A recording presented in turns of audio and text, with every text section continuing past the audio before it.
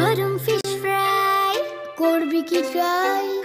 কুলের আচার করবো পাচার, লুকিয়ে রাখা এখন ছুটি, কালো জাম আর সুইট স্প্যাগেটি।